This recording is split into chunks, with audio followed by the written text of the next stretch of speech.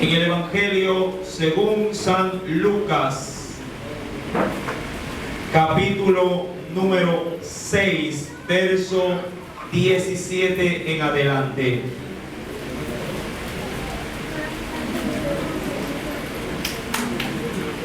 Evangelio según San Lucas, capítulo número 6, verso 17 en adelante. ¿Lo tenemos? Honrando esta palabra, vamos a ponernos en pie, amén, para darle lectura a las Sagradas Escrituras. Y leemos la palabra de Dios en el nombre del Padre, del Hijo y del Espíritu Santo. Y descendió con ellos y se detuvo en un lugar llano, en compañía de sus discípulos y de una gran multitud de gente de toda Judea, de Jerusalén y de la costa de Tiro y de Sidón, que había venido para oírle y para ser sanados de sus enfermedades. Y los que habían sido atormentados de espíritus inmundos eran sanados. Y toda la gente procuraba tocarle, porque poder salía de él y sanaba a todos. Y alzando los ojos hacia sus discípulos, sí, decía: hasta ahí la palabra de nuestro Dios. Oremos. Amantísimo Padre Celestial, en el nombre de Cristo Jesús, sé propicio en esta noche, conforme a las necesidades de tu pueblo. Háblanos en esta hora, Padre amado, conforme, Dios mío, Señor, a tu divino poder, conforme a tu gracia y a tu misericordia. Padre bendito, sé propicio, Señor, a cada uno de tus hijos. Otórgale, mi Dios, conforme a tus misericordias, tus favores, tus milagros, Señor, porque tu poder se mantiene latente aún en el tiempo presente. Padre, porque tú no cambias, porque en ti no hay sombra de variación. En ti, mi Dios, se mantienen vivas las promesas de tu palabra, Padre, y están disponibles para todo aquel que cree, Señor, porque sin fe es imposible agradar a Dios. Gracias, Padre, Hijo y Espíritu Santo. Amén y amén. Podemos tomar nuestros asientos. Recuerdo, sí, a nuestros queridos hermanos que tienen niños, que por favor sí, se hagan cargo de ellos, para que podamos todos, sí, tener comunión y atención en el mensaje de la palabra de nuestro Dios. Recordando la enseñanza anterior, si usted hace un poquito de memoria, cuando leíamos el Evangelio de Mateo, en el capítulo número 4, luego de que Jesús pasó el tiempo, ¿sí?, de oración en un desierto, el cual obviamente por el Espíritu Santo fue guiado y al mismo tiempo puesto a prueba. Luego de esa temporada, luego de esa ministración, el Señor sí empezó su precioso ministerio y eligió, como diríamos, una platea de despegue, como una de pronto tarima, una región considerada menospreciada, sí, en medio de su nación. Me refiero específicamente a la región de Galilea. Usted recordará, mi querido hermano y amigo, que Jesús en esa región comenzó a predicar la palabra, anunciando, sí, en medio de ese pueblo, el cual la Biblia menciona que se encontraba en gran oscuridad. Jesús comenzó a decir, sí, que el reino de los cielos se había acercado. También se meditó en ese texto bíblico de qué manera Jesús comenzó a escoger gente idónea para que pueda servirle. Y fue menester en la enseñanza del domingo pasado hacer énfasis de qué manera Jesús se proveyó de sus primeros 4 discípulos. Hablando de, en este caso, Pedro y su hermano, y también Jacobo juntamente con Juan. Estos 4, recuerde, vinieron a Jesús por un llamado aparentemente sencillo, cuando el Señor les dice a ellos: dejen todo lo que están haciendo y síganme. Pero fue notorio que un milagro precedió el llamamiento. Recordando que ese milagro conmovió el corazón de Pedro, conmovió el corazón de aquellos que estaban en las barcas, y luego de que el Señor hizo el llamado, entonces, conmovidos por todo lo que había sucedido, accedieron ciegamente a seguir a Jesús. Recordando que se hizo énfasis en que al inicio de su aparición en Galilea, todos los hombres lo tenían como un precioso maestro, pero luego del encuentro, sus discípulos ahora sabían que Él era el Señor, el dueño de sus almas. Luego de esto, cuando avanzamos al Evangelio de Lucas, capítulo número 6, recuerden, Jesús venía subiendo de Galilea y se adentraba en medio de Israel, sin punto a punto o ciudad tras ciudad. En aquellos días, dice el verso 12, Él fue al monte, verso 17 del capítulo 6, y descendió con ellos, es decir, con sus 4 primeros discípulos, y se detuvo en un lugar llano, en compañía de sus discípulos. Y como era de esperarse, recuerde que la fama de Jesús crecía en gran manera.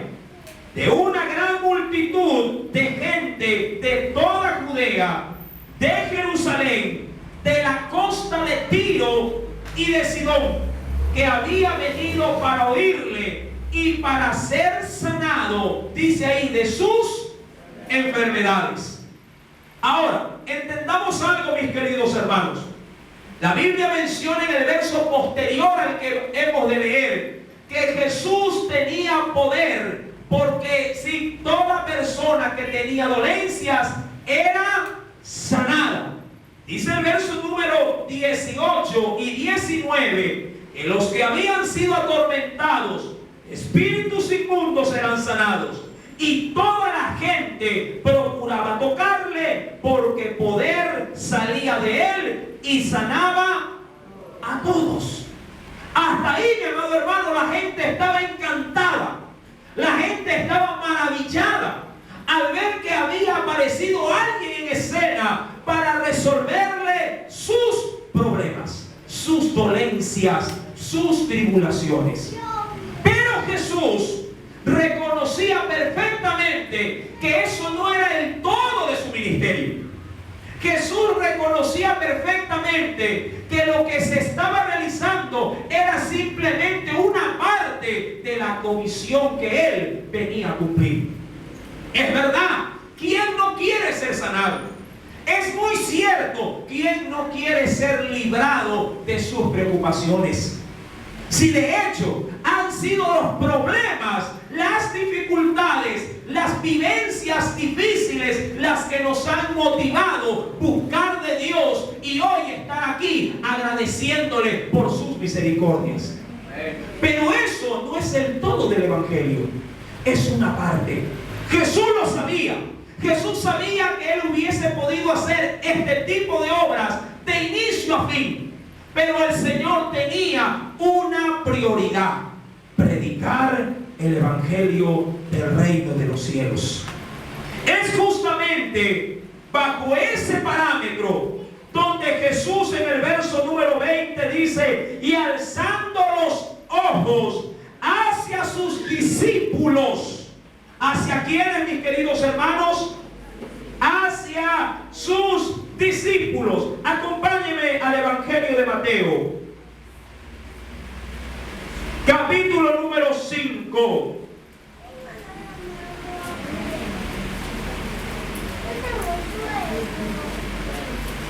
¿Lo tiene? Verso 1.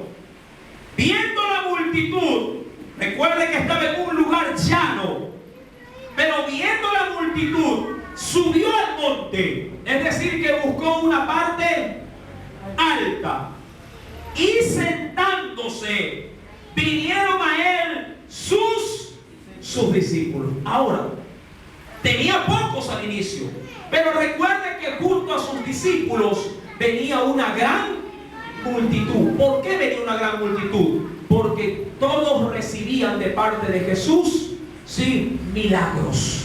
Todos recibían de parte de Jesús sanidad, liberación. Y eso hizo que la fama de él, sí, fuera de manera inmediata, sí, engrandecida en medio de su pueblo.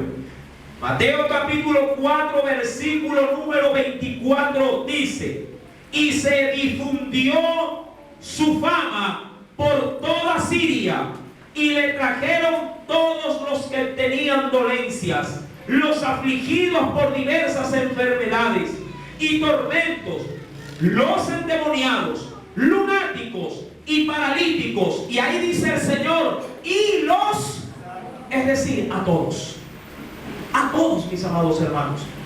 Él tiene el poder para sanar a todos. Él tiene, amado hermano, la facultad y la potestad de llevar toda dolencia, ¿sí?, de nuestro ser.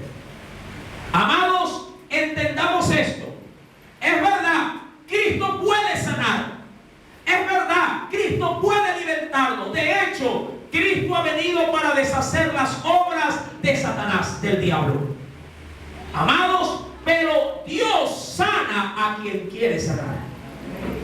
Dios obra en misericordia con quien quiere obrar con misericordia. Y esta verdad, esta realidad, mi querido hermano, si usted y yo debemos de aceptarla tal cual es. Yo no le puedo decir a Dios por medio de una administración: Señor, a este sana y a este deja sin sanar, a este obra, en este obra y en este otro déjalo pasar por alto. Amados, eso está en la capacidad absoluta de nuestro Dios. Algo fue cierto, que cuando Cristo ministró en esta tierra, todo aquel que venía, todo aquel sí que era atendido y sanado por parte de Jesús. Jesús no reparó bajo ninguna circunstancia en otorgarle, sí, a aquel que venía en fe, otorgarle el milagro que venía a buscar. La Biblia menciona que su fama se difundió porque personas enfermas que le traían, endemoniados que le traían, dice la Biblia que los sanaba. Verso número 25. Y le siguió mucha gente de Galilea, de Decápolis, de Jerusalén, de Judea y del otro lado del Jordán. Pero recuerde, Jesús no solamente vino a sanar o a libertar a los que estaban oprimidos por el diablo. Jesús vino a pregonar el evangelio del reino de Dios. Lucas capítulo 6. ¿En qué consistió el evangelio de Jesús para las multitudes? Verso número 20 del capítulo 6 de Lucas. Y alzando los ojos hacia sus discípulos, decía: bienaventurados vosotros los pobres, porque vuestro es el reino de Dios. Ahora, ¿qué quiso decir Jesús? ¿Es que acaso el no tener dinero me garantiza o me da la seguridad de granjearme o de recibir el reino de Dios, sí, en esta tierra y en la venidera?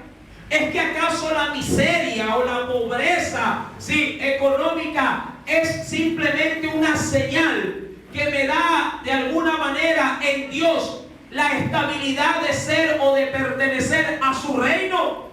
Jesús dijo: bienaventurados vosotros los pobres. Amados hermanos, cuando el Señor vio la multitud actitud, primeramente vio la condición del hombre. Aquel que tenía dinero no buscaba un curandero, no buscaba a un sanador ambulante. El que tenía dinero buscaba a los doctores de su época. El problema de la sociedad judía en aquel entonces era que la condición humana en cuanto a jerarquía económica era muy denigrante. De hecho, mi amado hermano, la pobreza era un sinónimo de maldición en medio del pueblo judío. Jesús vio que ese tipo de condición social lo buscaba. Pero Jesús añade algo adicional a la pobreza. Una pobreza no necesariamente limitada a la escasez del dinero. Dice la Biblia en Lucas capítulo 6, verso 20, en su segunda parte: bienaventurados vosotros los pobres. Ahora pregunto, ¿qué es lo que conlleva la pobreza? Necesidad. Y la necesidad, por ende, búsqueda. Pero el Señor no se refería al dinero. El Señor no se dirigía a los que no tenían dinero.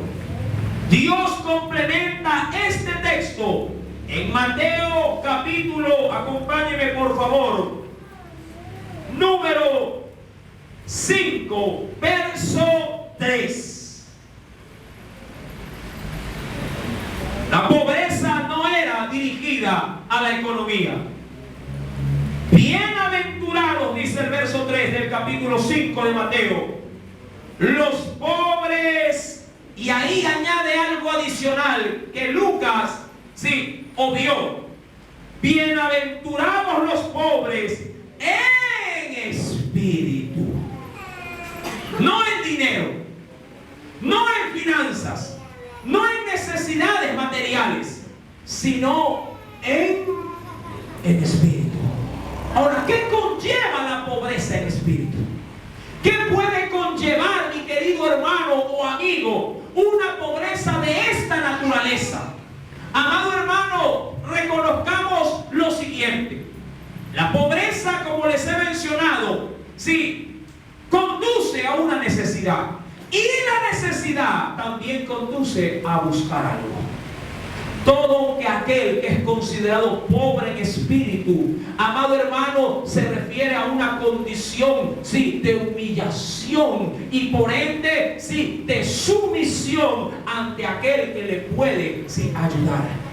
La pobreza espiritual no tiene relación alguna con el orgullo. De hecho, la pobreza espiritual hace o da reconocimiento a aquel que está por encima de nosotros. Aquel que es orgulloso, aun cuando fuere pobre, por orgullo no quiere solicitar ayuda. ¿Cuántas veces en el orgullo, aun cuando hay necesidad, no se toca la puerta de alguien para decir, por favor, extiende tu mano a mi vida porque estoy en una gran necesidad? ¿Por qué no lo hace? Por el orgullo. Pero aquel que es apacible, aquel que se ha podido sujetar en humillación, quiebra en su orgullo, sabe que tiene necesidad, sabe que sus hijos tienen que comer y busca, mi amado hermano, agachando su cabeza y su vista, se humilla y busca un pronto socorro. Jesús vio en esa generación que había pobreza de espíritu. Orgullo, no pertenecía a ese pueblo. De hecho, el buscar a alguien que era de Galilea era, amado hermano, buscar humillación. Yo le pregunto a usted, si usted conociera a un médico de renombre, yo me imagino que usted, si estuviera afectado en su salud y ese médico de renombre y por ende de prestigio tuviera un consultorio, mire, en lo profundo de nuestra ciudad, es decir, donde aún los mosquitos piden permiso, usan repelente porque le pican a ellos también, en lo más escondido de la ciudad, pregunto, ¿usted fuera a buscar ayuda en ese consultorio? Usted dice, hermano, si mi necesidad es grande Y si Él tiene la solución a mi problema, seguro que iría. Pero ¿dónde queda el consultorio? Yo le digo, queda en la 45, sí, e Infinito, y tírate al agua. Y la Z, al último. Usted diría, bueno, y que es peligroso. Sí, roban a cada momento. Pero si voy acompañado, a los dos le van a robar, le digo. Ah, ya. Pero me va a sanar, sí. Él es un instrumento de Dios. Él puede darle con su enfermedad. Pregunto, ¿usted iría? Usted dice, depende. Si estoy realmente en necesidad, si estoy realmente, sí, imposibilitado de poder tener grandes cantidades de dinero para poder tratar esta enfermedad, yo no iría a buscar a Él. Pero si alguien tiene orgullo y diría, no, yo que voy a caminar para allá, yo me atiendo, y no quiero menospreciar a las instituciones, sí, de pronto de salud, pero a quienes dirían, yo me atiendo, sí, en las clínicas y privadas. Amado hermano, no digo que el atenderse en una clínica esté mal, si cuidado me malinterpreta. Estoy hablando del orgullo de aquellos que no se atreven, amado hermano, sí, a caminar y comprar algo mucho más económico porque tiene un estándar, sí, jerárquico que cuidar. Tiene una apariencia que cuidar en medio de una sociedad. Hay gente, mi amado hermano, que no tiene ni qué comer, pero eso sí, anda con la tecnología de punta en su mano para poder calzar en el medio donde él se desenvuelve.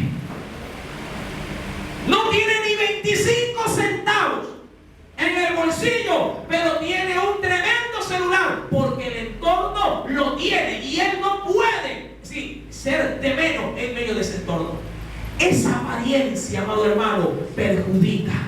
Esa apariencia destruye y nos hace caer en una vanagloria. Y Dios dice que son bienaventurados los que son pobres en espíritu. No importa si tienes que darle un golpe al celular, si funciona, contesta y di gloria a Dios porque tengo este medio de comunicación.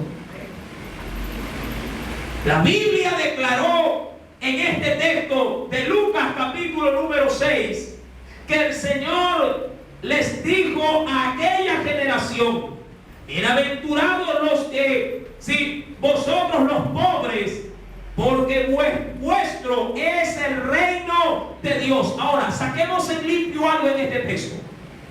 Un espíritu orgulloso en el reino de Dios no entra. Vaya bien. Alguien con orgullo en el cielo no entra. Si usted está tan presto para comer algo sencillo, así mismo como algo deleitoso, le felicito, porque un hijo de Dios debe de ser hijo, sí, en la riqueza y en la pobreza. Verso 21. Algo también adicional dijo el Señor: bienaventurados los que ahora tenéis hambre. Usted dirá, otra vez la pobreza. No. Mateo añadió algo. Bienaventurados, acompáñeme, no pierda Lucas, por favor. Mateo 5 añadió algo adicional, verso 6.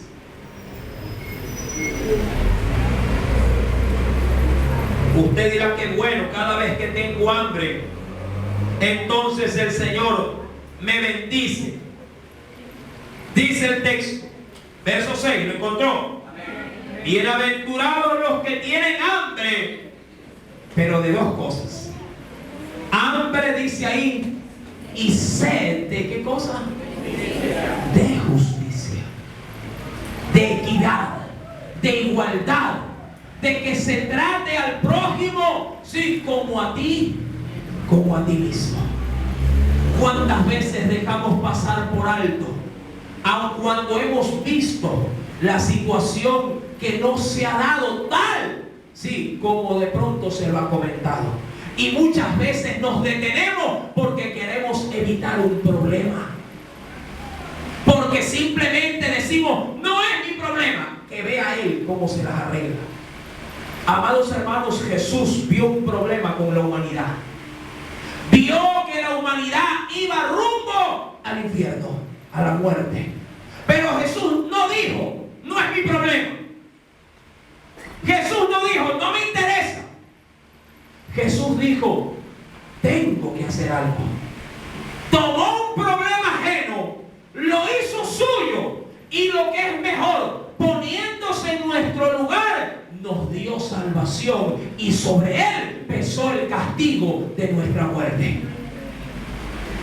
El Señor dice en el versículo número 6, bienaventurados los que tienen hambre y sed de justicia. Es decir, que como segunda lección, no solamente los orgullosos no entrarán en el reino de los cielos, sino también todos aquellos que hacen injusticia. Los injustos, los que sabiendo, amado hermano, obrar para bien, se detienen y permiten que el mal triunfe sobre el bien. ¿Sabes quién dijo tal o cual cosa? Pero callas. ¿Por qué? Para no crear de pronto conflicto. Pero amado hermano, cuando tú callas frente a la injusticia, alguien siempre se verá perjudicado. Y un hijo de Dios no puede esconder sin la justicia que el mismo Cristo hizo con nuestras vidas. Por eso es que el Señor nos declara que si de gracia hemos recibido, de gracia también debemos de dar. Aún más, hay otro aspecto. Versículo número 21. Dice el texto, no solamente bienaventurados los que ahora tenéis hambre, porque seréis saciados. Dice aún más, bienaventurados los que ahora lloráis, porque, ¿qué dice ahí? Porque reiréis. Amados hermanos, ¿es que acaso Dios se complace en vernos cabizbajos y de alguna manera siempre brotando de nuestros ojos lágrimas como una Magdalena? ¿A qué clase de llanto se refería el Señor? Recuerda el texto, Lucas capítulo 6, verso 21. Bienaventurados los que ahora lloráis, porque reiréis. ¿A qué se refería el Señor? Mateo capítulo 5 nos dice, verso número 4, bienaventurados los que lloran, porque ellos recibirán, dice ahí, y ahí añade algo adicional, recibirán ¿qué cosa? Consolación. Ahora, Dios dice en su palabra, en el profeta Isaías, que el Señor consolará, tomará en sus manos, y consolará a sus escogidos. Amado hermano, ¿qué clase de lágrimas son estas? ¿Es que acaso Dios se refiere a las lágrimas que pudieran surtir cuando nos quedamos de año y hemos perdido un año de educación? ¿Es que acaso Dios se referirá a las lágrimas que salen cuando de pronto te quedaste del viaje tan anhelado y en tu coraje o en tu ira las lágrimas brotan por la impotencia de no haberte podido ir al paseo? ¿Acaso se referirá a las lágrimas que pueden brotar de una mujer luego de que su marido la ha maltratado a golpes? ¿Acaso se referirá de las lágrimas de arrepentimiento luego de que un hombre reacciona y dice, ¿qué he hecho? Y ha matado a un ser querido. Amados, esas lágrimas nada tienen que ver con las que Jesús está haciendo referencia. Estas lágrimas son producto de una constante humillación, de una constante búsqueda, de un constante llorar por la necesidad, por el dolor del prójimo, tal cual como lo hizo el profeta Jeremías, el cual lo narró todo el libro de Lamentaciones.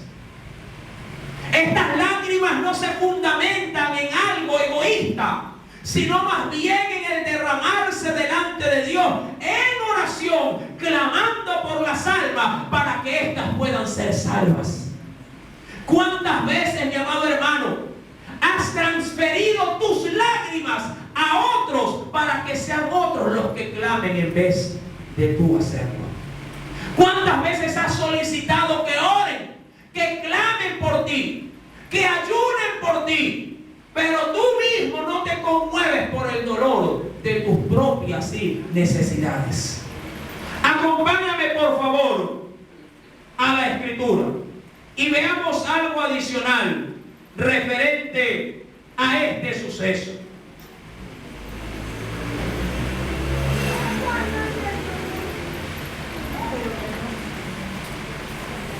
Nos dice nuestro Dios: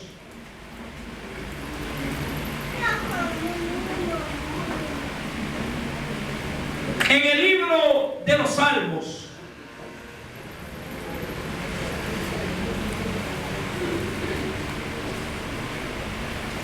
capítulo número 42.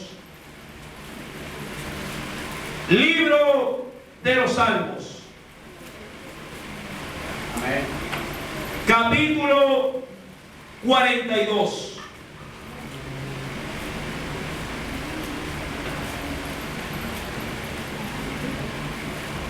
¿Lo tiene?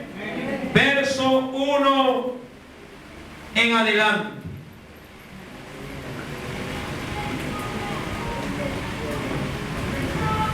Veamos esta condicionante de aquel que llora. Dice el salmista David: como el siervo brama, es decir, como el siervo gime por las corrientes de las aguas, así clama por ti, oh Dios, el alma mía. Mi alma tiene sed de Dios, del Dios vivo. ¿Cuándo vendré? Mire su anhelo. ¿Cuándo vendré y me presentaré delante de Dios?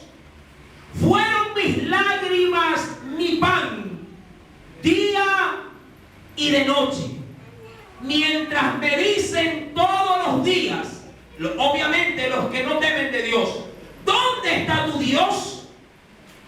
Me recuerdo de estas cosas y derramo mi alma dentro de mí, de cómo yo fui con la multitud y la conduje hasta la casa de Dios, entre voces de alegría y de alabanza del pueblo en fiesta.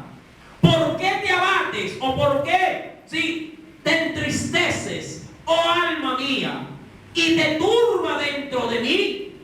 Espera en Dios, porque aún he de alabarle, salvación mía y Dios mío.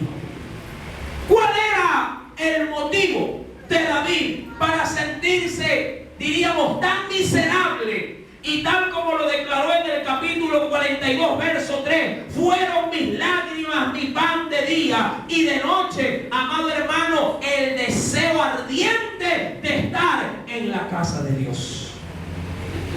Dice que él recordó con gran añoranza cómo con alegría llevaba a otros. ¿Hacia dónde? Hacia la casa de Dios.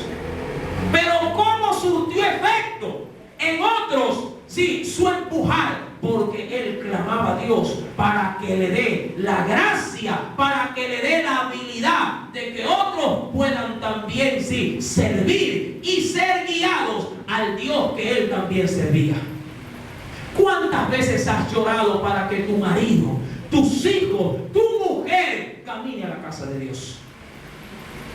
¿Cuántas veces derramaste tus lágrimas por los problemas ajenos cuando tú escuchas a través de las paredes, cómo el vecino maltrata o golpea a tu compañera, a tu vecina de al lado?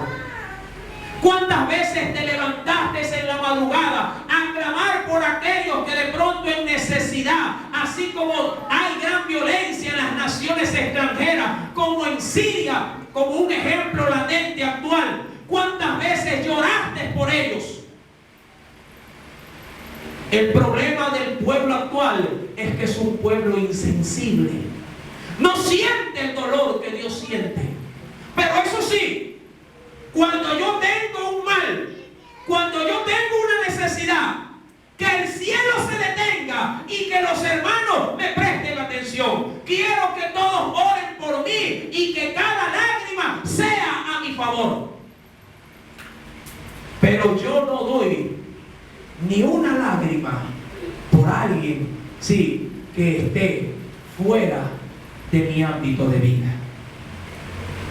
A esa necesidad, a esas lágrimas, Jesús les dijo: bienaventurados los que ahora lloráis, porque reiréis. ¿Y por qué reirán? Porque Dios traerá consolación. ¿Quién entrará, mi amado hermano, en el reino de Dios? Primero, recuerda, los orgullosos no entrarán en el reino. Segundo, ¿qué más decía el texto? ¿Quiénes más no entrarán en el reino? Versículo número 21. Los que hacen injusticia. Como tercer aspecto, no entrarán en el reino de los cielos aquellos que no se compadecen de los demás, que no claman por la necesidad de los demás. Seríamos egoístas, amado hermano, al cerrar nuestras propias manos para otros. Sí, una vez que el mismo Dios las abrió para recibirnos a nosotros. Versículo 22 del capítulo 6 de Lucas. Bienaventurados seréis cuando los hombres os aborrezcan y cuando os aparten, dice ahí, de sí, o te rechacen y os vituperen y desechen vuestro nombre como malo por causa, ¿qué dice?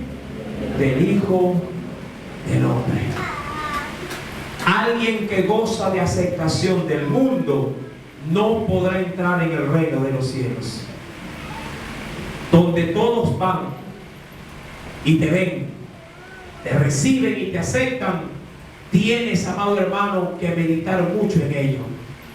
No necesariamente un hijo de Dios es aceptado en todo lugar.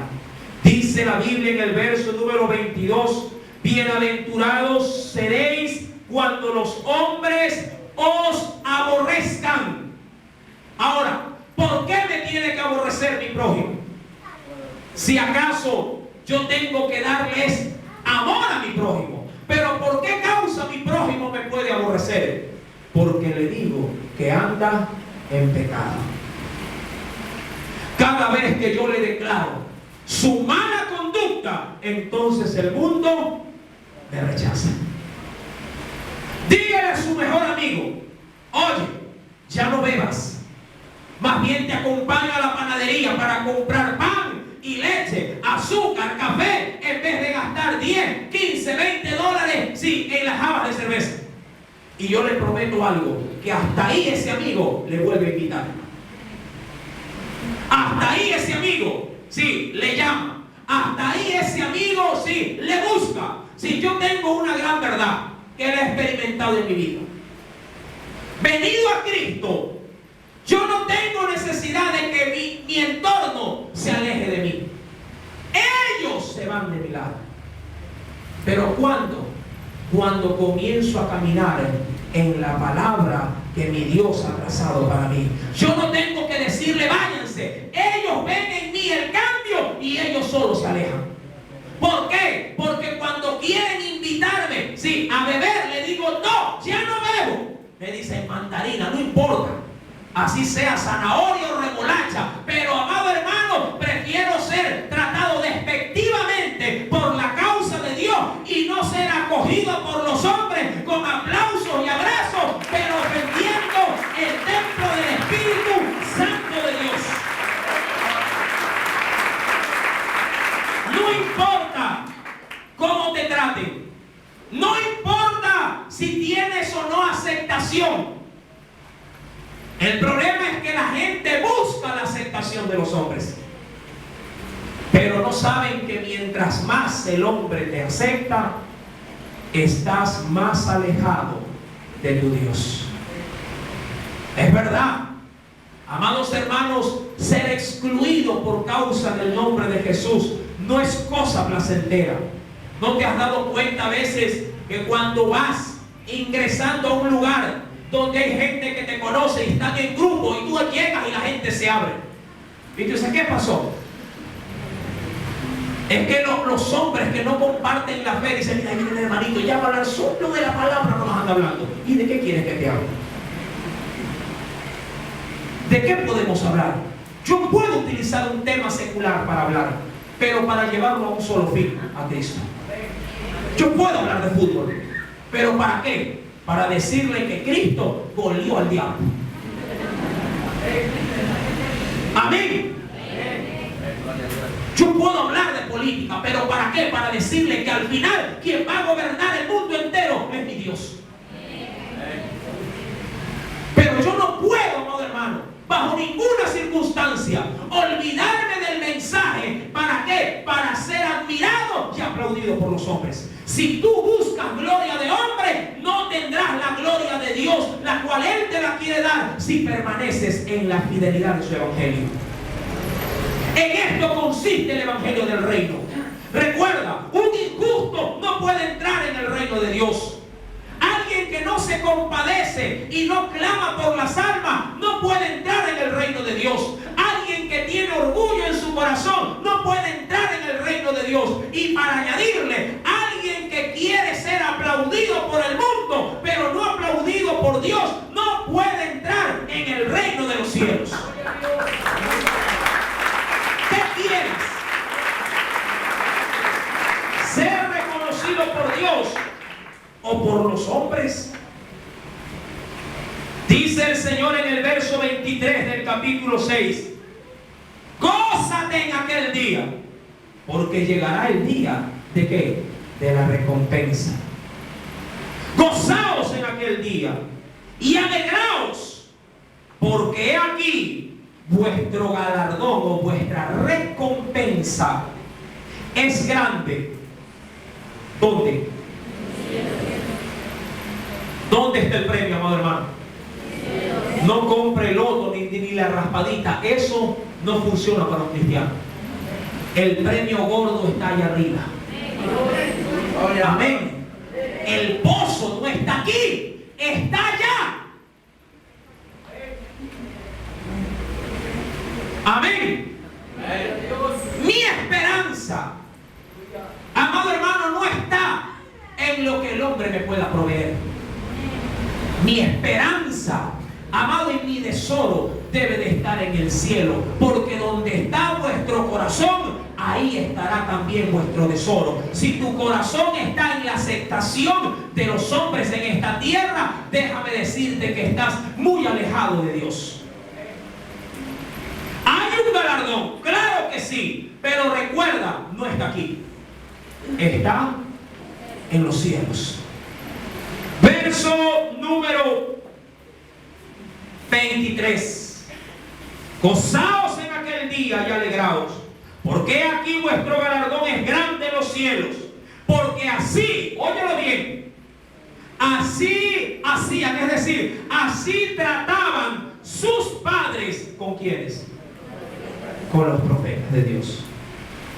No pienses que tú eres el único que está sufriendo.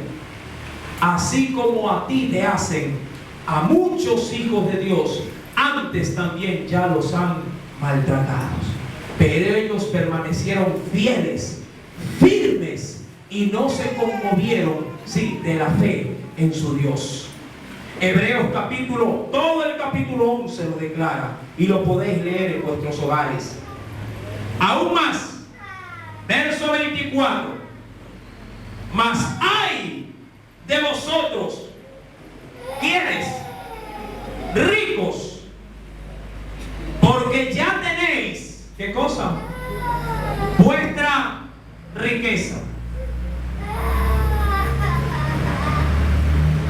Dice el Señor: porque ya tenéis vuestro consuelo.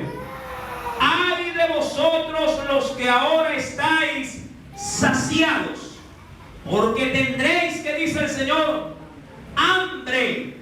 Ay de vosotros los que ahora reís, porque lamentaréis y lloraréis. Ay de vosotros cuando todos los hombres hablen bien de vosotros, porque así hacían sus padres. ¿Con quiénes? Con los falsos profetas. ¿Te gusta la adulación? ¿Te gusta la comodidad excesiva? ¿Te gusta mantener el stand o el perfil del reconocimiento de ese grupo social, olvidándote que estás puesto en esta tierra para defender la causa de los humildes de corazón? Si tienes esas metas en tu vida, amado hermano, vas por un rumbo muy diferente al que Dios ha trazado para sus hijos. Si esto es lo que te apremia en esta vida, déjame decirte que tu fin no será de recompensa. Es por ello que en esta noche quiero concluir con lo que dice el Evangelio de Mateo. Acompáñame, por favor.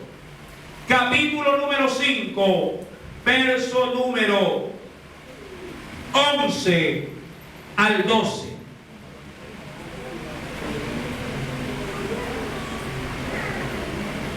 Bienaventurados sois cuando por mi causa os vituperen y os persigan y digan toda clase de mal contra vosotros, mintiendo. Gozaos y alegraos, porque vuestro galardón es grande en los cielos, porque así persiguieron a los profetas que fueron antes de vosotros. Hay un precio que pagar. ¿Estás dispuesto a pagar ese precio? ¿Estás dispuesto a ser reconocido primeramente por Dios antes que los hombres? Tú tienes la decisión de agradar a Dios o de ser aplaudido por los seres humanos. Si eliges lo segundo, tu recompensa será terrenal y por ende limitada. Pero si eliges recibir el aplauso y el reconocimiento de Dios, tu recompensa será eterna en los cielos, porque Él así lo ha prometido a los que le aman. Alabanza al Dios del cielo. Aleluya. Gloria a Jesús. Hagamos una oración en esta noche.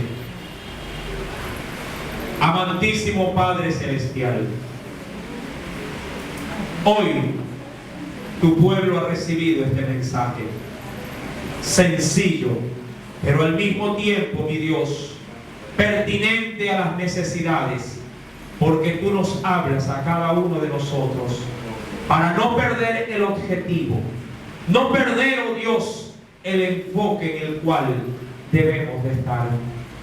Te suplico, mi Dios, en el nombre de Jesús, que tú siempre nos mantengas, primeramente, con una pobreza espiritual, de humillación. Padre, reconociendo que sin ti nada podemos hacer.